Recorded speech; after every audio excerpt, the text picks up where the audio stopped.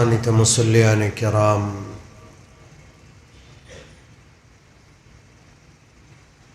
আজকে জুমার দিন, ইয়াউমুল জুমআহ। বাংলাতে আমরা শুক্রবার বলি। শুক্রবার শব্দটার চাইতে জুমার দিন বা জুম্মাবার, এটা পবিত্র কোরআন এবং সুন্নাহর ভাষার সাথে বেশি সামঞ্জস্যপূর্ণ। এই জন্য জুমার দিন বা জুমাবার বলার চেষ্টা করব ইনশাআল্লাহ। দীর্ঘ অনেক বৎসর যাবৎ জুমার দিনের ইতিহাস, জুমার দিনের ফজিলত, পবিত্র জুমার নামাজ উপলক্ষে যে আমরা সমবেত হই, এই নামাজের ইতিহাস, একটা হলো জুমার দিনের ইতিহাস, আরেকটা হলো জুমার নামাজের ইতিহাস। এই বিষয়গুলো নিয়ে অনেক আগেই আলোচনা করার ইচ্ছা ছিল, কিন্তু সময় সুযোগ হয়ে ওঠে নাই, অনেক দেরি হয়ে গেছে। তারপরও ইনশাআল্লাহ খুব সংক্ষেপে 2-1 জুমার মধ্যেই জুমার নামাজের আলোচনা শেষ করার চেষ্টা করব ইনশাআল্লাহ। জুমার দিনটি যত দিন আছে সবচাইতে উত্তম দিন। হাদিসের ভাষায় খায়রুল আইয়াম,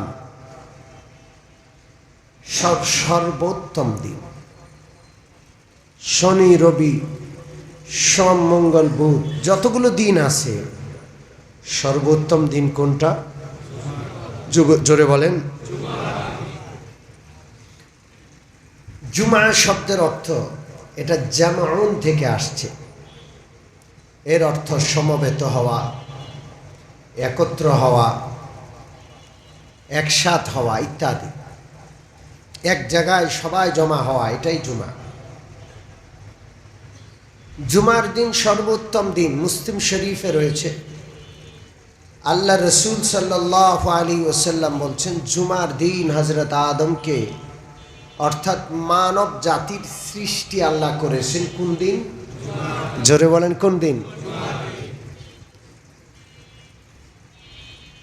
হযরত আদমকে আল্লাহ নিজ হাতে বানিয়েছেন, বড় আদর করে, বড় মায়া করে।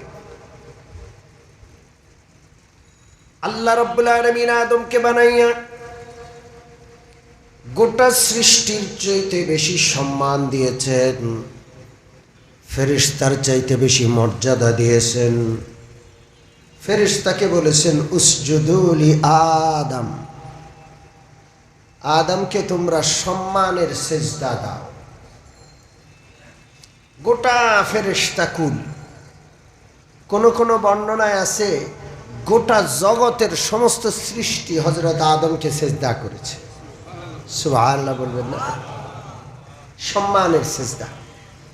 এটা তখন ছিল, কিন্তু রাসূলুল্লাহ সাল্লাল্লাহু আলাইহি সাল্লামের শরীয়তে, মুহাম্মদ সাল্লাল্লাহু আলাইহি সাল্লামের শরীয়তে সম্মানসূচক সেজদাও নিষেধ। সেজদা একটাই আছে, ইবাদতের সেজদা। সম্মানসূচক সেজদা আর নাই। ইবাদতের সেজদা এটা কার জন্য হবে? জোরে বলেন, কার জন্য?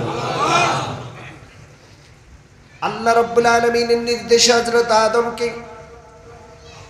গোটা ফেরেশতা কুল কিংবা গোটা সৃষ্টি জগৎ সেজদা করল, ইল্লা ইবলিস, শুধুমাত্র ইবলিস সেজদা করে নাই।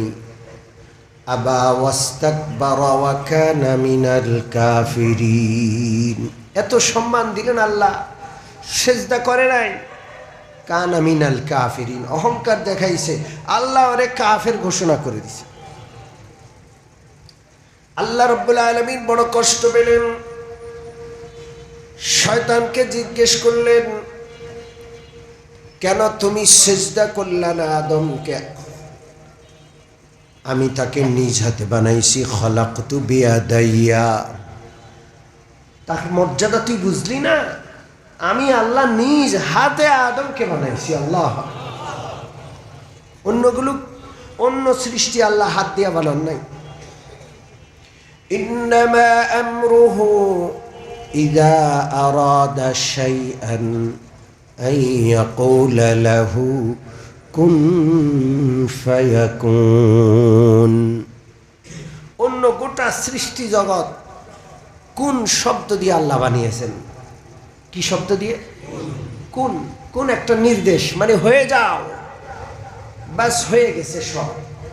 কিন্তু আদমকে আল্লাহ কোন শব্দ দিয়ে বানান নাই। খালাকতু বিয়াদাইয়া, আল্লাহ নিজের দুখানা কুদরতি হাত দিয়া বড় আদর করে, মায়া করে, দয়া করে সমস্ত সৌন্দর্যের কেন্দ্র বানিয়ে আদমকে আল্লাহ রূপ দিয়ে সৃষ্টির সুন্দর সৃষ্টি বানিয়েছেন। সুবহানাল্লাহ।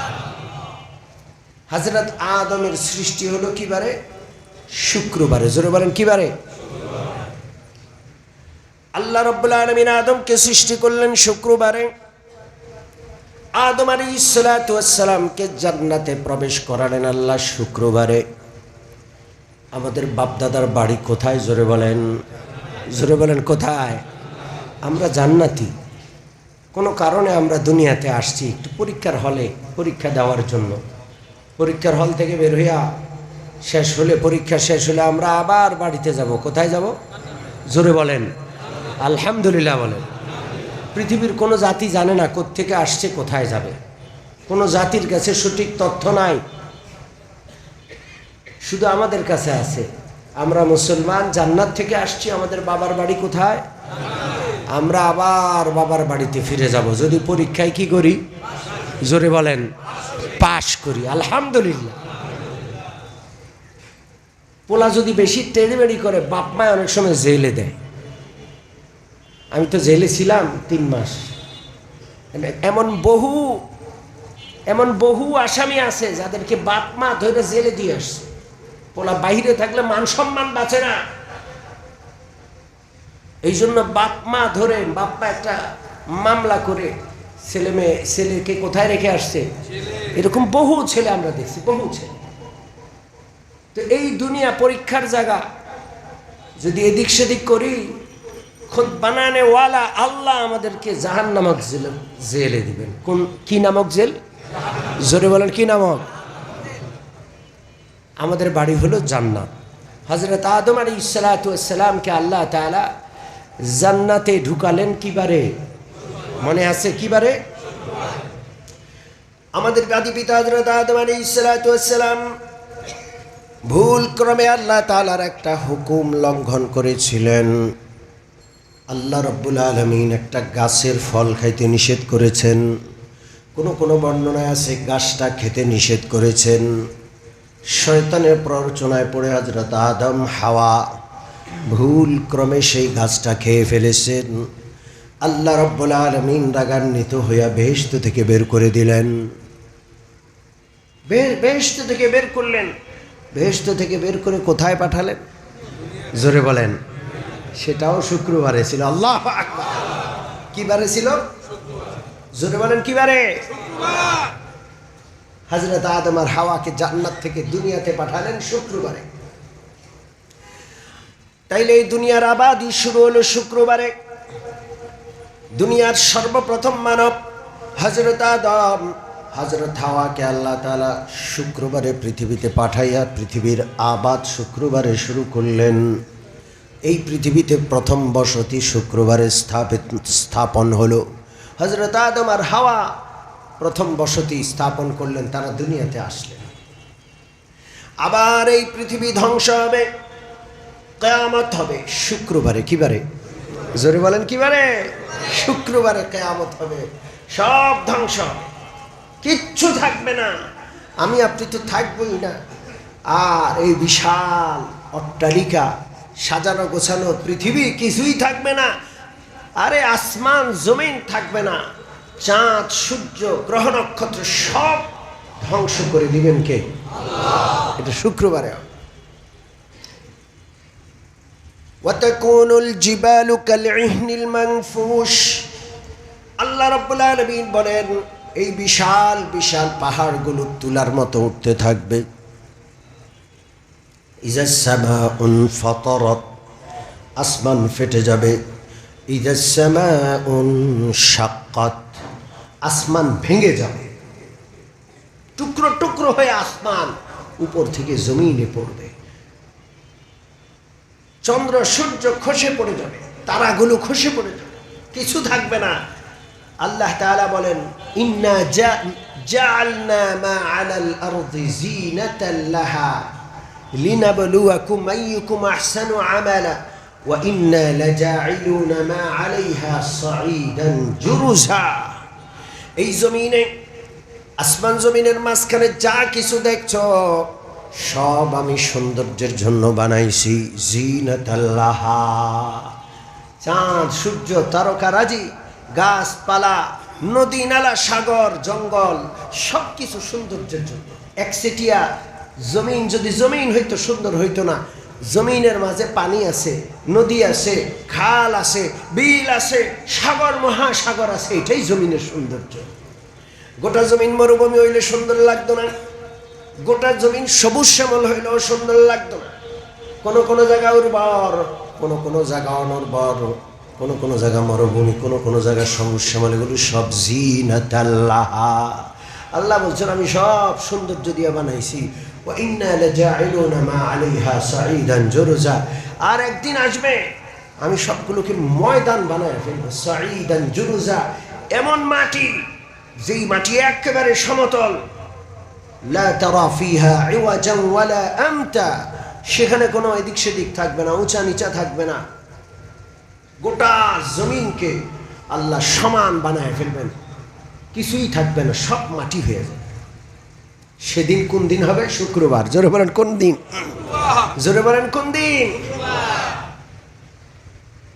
এটা হাদিসে আছে।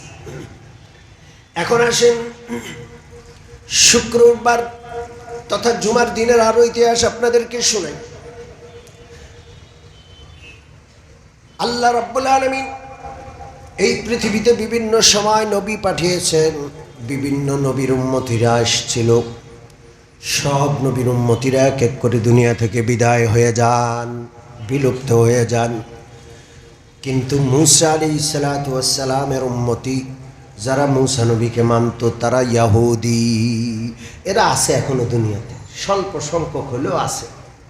এরা খুব ধার্মিক, নিজের ধর্মটাকে, যদিও বিকৃত ধর্ম, তাদের ধর্মটা আসল না ভেজাল? জোরে বলেন। মারাত্মক ভেজাল। ভেজাল মানে খাঁটিটার নাই হই, ভেজালের তো একটা পদ আছে, ঠিক না? খাঁটি ইহুদি ধর্ম নাই দুনিয়াতে। ওদের কাছে কোনো আসমানি গ্রন্থ নাই, ওদের আসমানি গ্রন্থটা ওরা নিজ হাতে বিকৃতি করে খতম করে দিচ্ছে। হযরত ঈসা আলাইহিস সালাতু ওয়াস সালামের উম্মতের নাম খ্রিস্টান। এই দুষ্টরাও গোটা জাতি পথভ্রষ্ট, গোটা জাতি পথভ্রষ্ট। আল্লাহ তাআলা তাদেরকে বলেছেন দলিন, পথহারা। এই গোটা জাতি, 250 কোটি খ্রিস্টান আছে পৃথিবীতে। কোথাও খ্রিস্টানদের কোনো একটা ছোট্ট দলও আপনি খুঁজে পাবেন না যারা তাদের সঠিক ধর্মটা পালন করে। গোটা খ্রিস্ট জগৎ ভ্রষ্টতায় নিমজ্জিত, ভুল পথে চলছে। এই দুইটা জাতি দুইটা দিনকে, সপ্তাহের দুইটা দিনকে পবিত্র দিন মনে করে। পৃথিবীর ইহুদিরা শনিবার দিনকে পবিত্র দিন মনে করে। কোন দিনকে? জোরে বলেন, আরো জোরে বলেন, কোন দিনকে? শনিবারকে পবিত্র দিন মনে করে পৃথিবীর ইহুদিরা। তারা শনিবার দিনকে অবসর থাকার দিন মনে করে, অবসর থাকবে সেদিন। কেন? কারণ আসমানি কিতাবগুলোতে আছে আল্লাহ তাআলা গোটা আসমান জমিন 6 দিনে বানিয়েছে। কয় দিনে? আরো জোরে বলুন, কয় দিনে?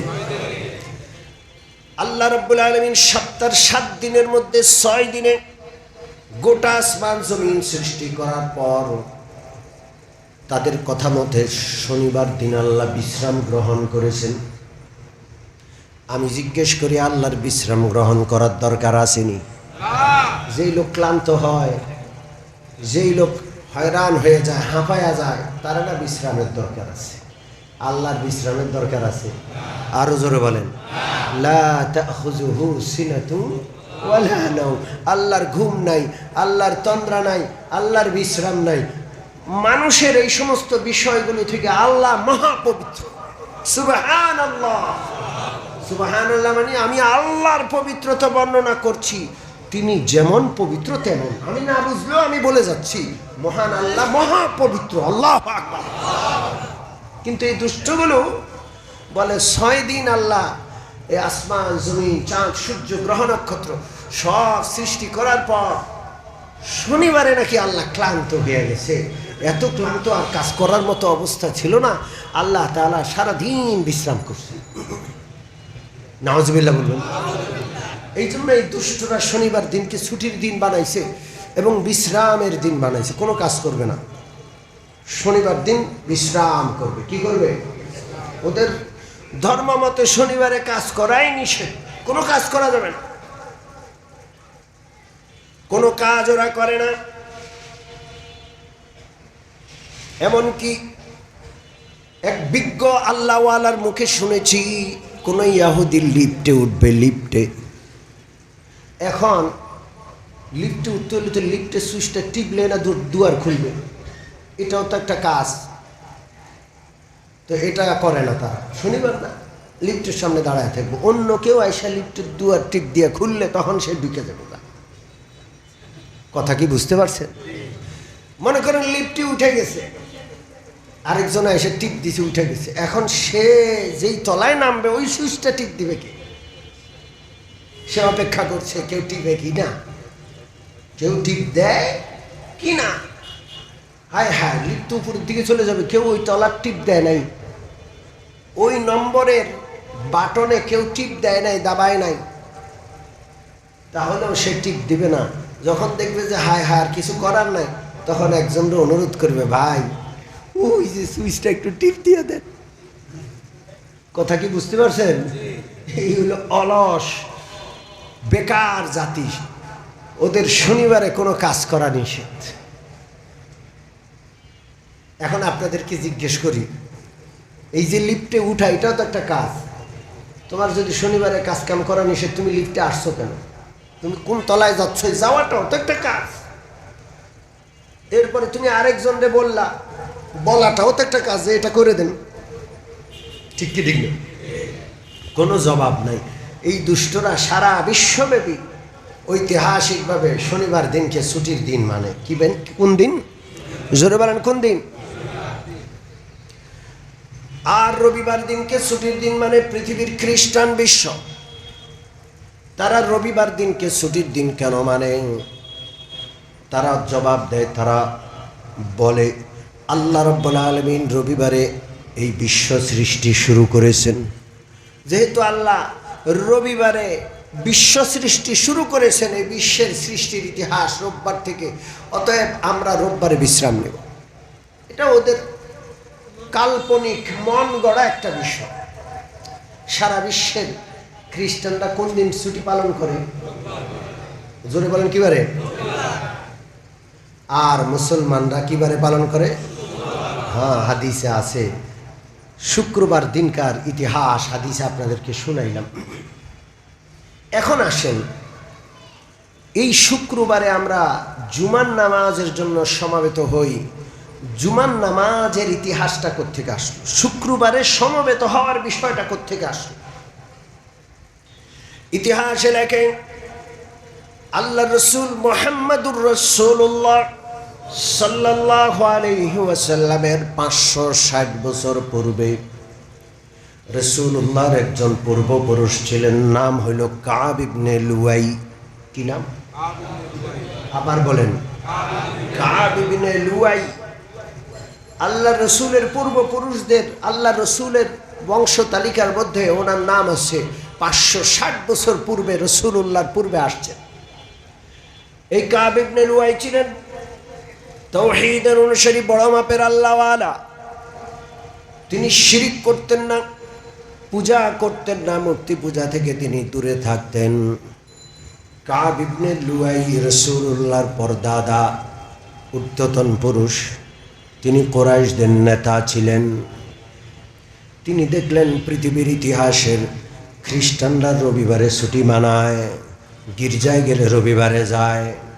পৃথিবীর ইহুদিরা গির্জায় গেলে, তাদের ইবাদতখানায় গেলে শনিবারে যায়। কাব ইবনে লুয়াই যেহেতু তাওহীদের অনুসারী ছিলেন, ইব্রাহিম আলাইহিস সালাতু ওয়াস সালামের ধর্মের অনুসারী ছিলেন, তিনি ইতিহাস থেকে জানলেন আল্লাহ আসমান জমিন সব কিছু হযরত আদম আলাইহিস সালাতু ওয়াস সালামকে শুক্রবারে সৃষ্টি করেছেন। হযরত আদমকে জান্নাতের শুক্রবারে দিয়েছেন, জান্নাত থেকে বের করেছেন শুক্রবারে, কিয়ামত হবে শুক্রবারে।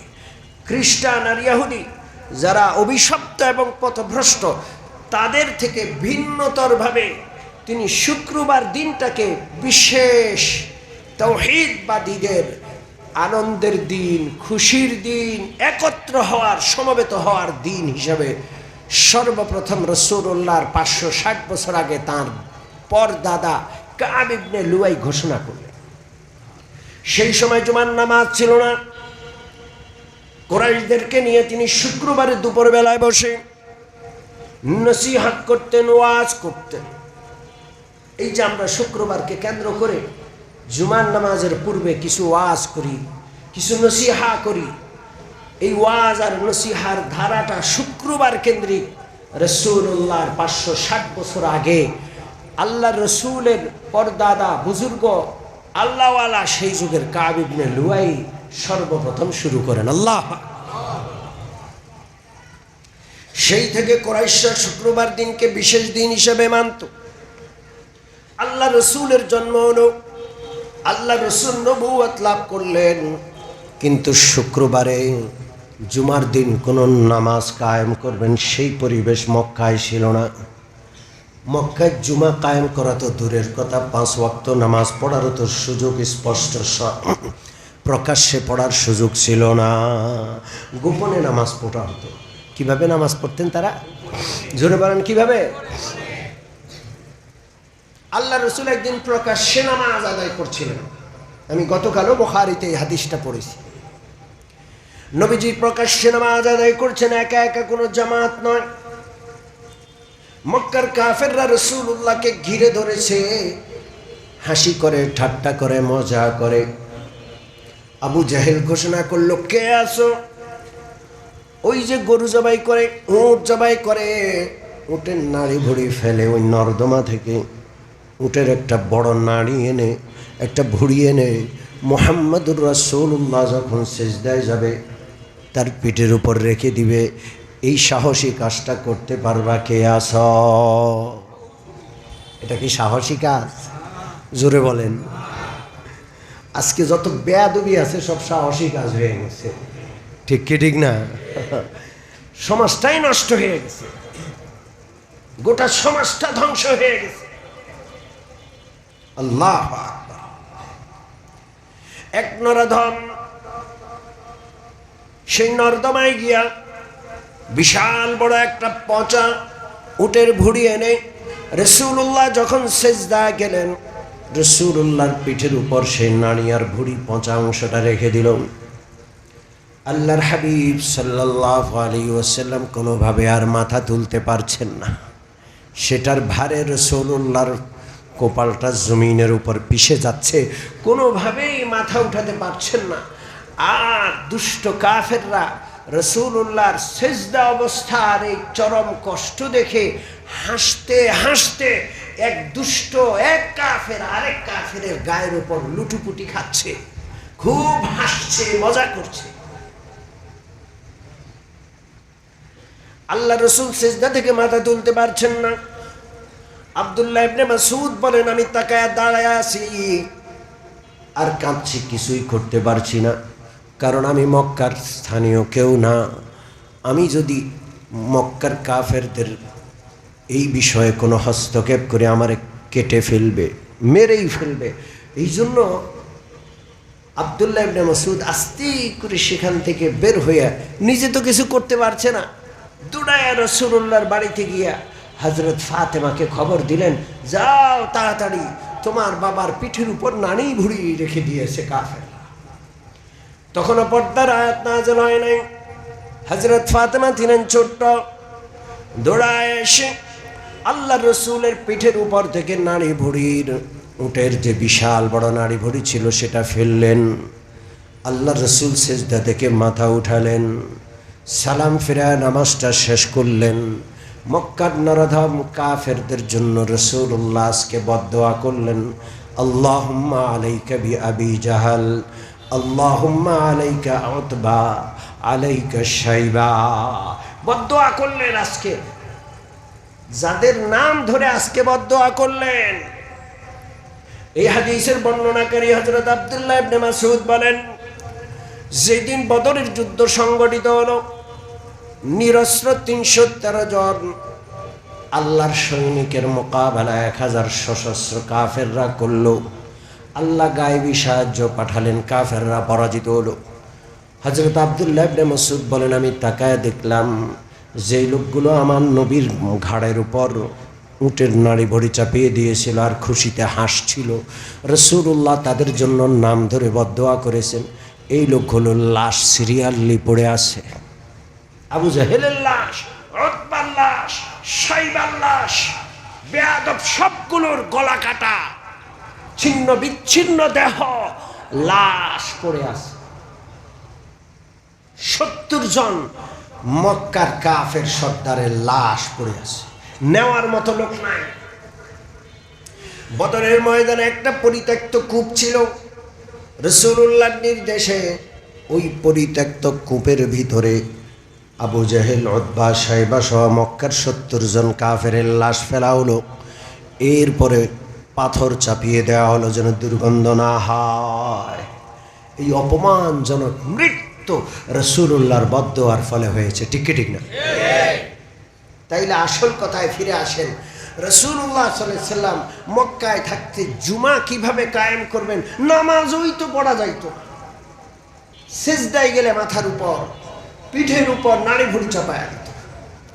এই জন্য আল্লাহ রসুল পবিত্র মক্কা নগরীতে জুমা কায়েম করেন নাই।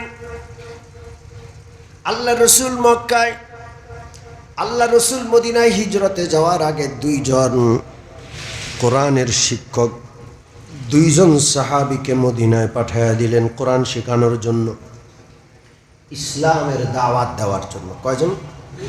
জোরে বলেন, কয়জন?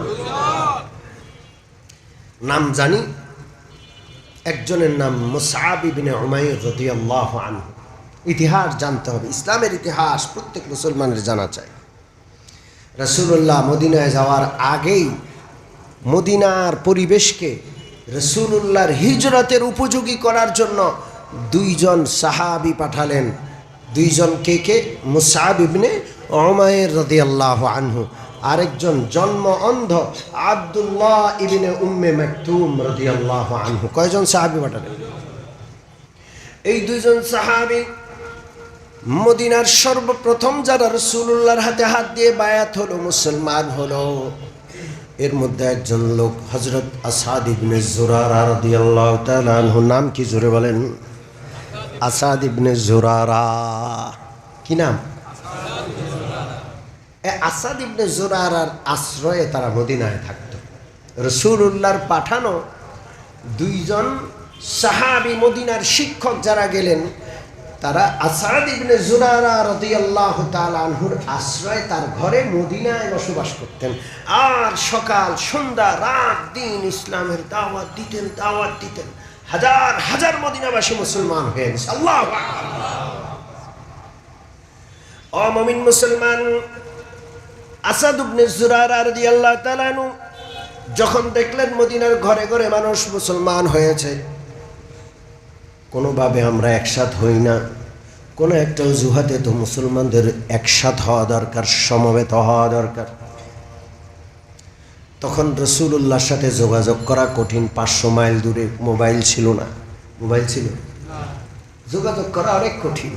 তো আসাদ ইবনে জুরারা রাদিয়াল্লাহু তাআলা আনহু তিনি মনে মনে চিন্তা করলেন যে ইতিহাসে আছে আল্লাহ হযরত আদমকে শুক্রবারে বানালেন, হযরত আদমকে শুক্রবারে জান্নাতে ঢুকাইলেন।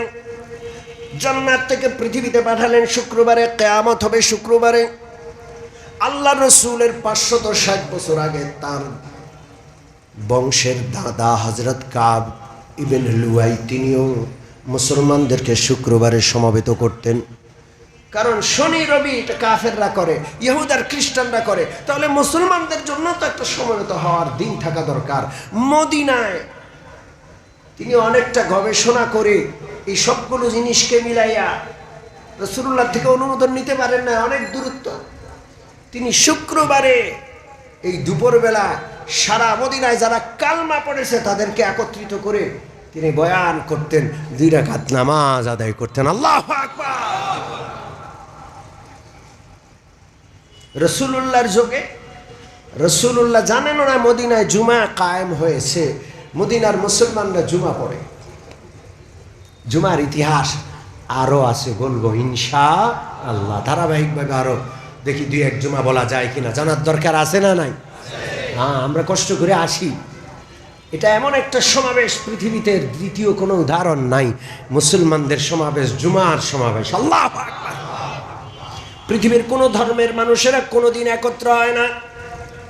শনিবারে ইহুদিরা নিজেদের ধর্মকে ওরা তেমন মূল্যায়ন করে একত্র হয় না। রোববারে খ্রিস্টানরা এমন, তারা তাদের গির্জায় যায় না, গির্জাগুলো খালি পড়ে আছে, ভূতের আবাস। ওরা গির্জা বিক্রি করে দেয়, কেউ আসে না গির্জায়, খবর লয় না। কিন্তু মুসলমানদের মসজিদগুলো জুমার দিন কানায় কানায় পূর্ণ হয়। আলহামদুলিল্লাহ বলে, জোরে বলেন আলহামদুলিল্লাহ। এই সমাবেশের আমরা মূল্য দিব, মূল্যায়ন করবো ইনশাআল্লাহ। আজকের আলোচনা এই পর্যন্ত। সম্মানিত উপস্থিতি,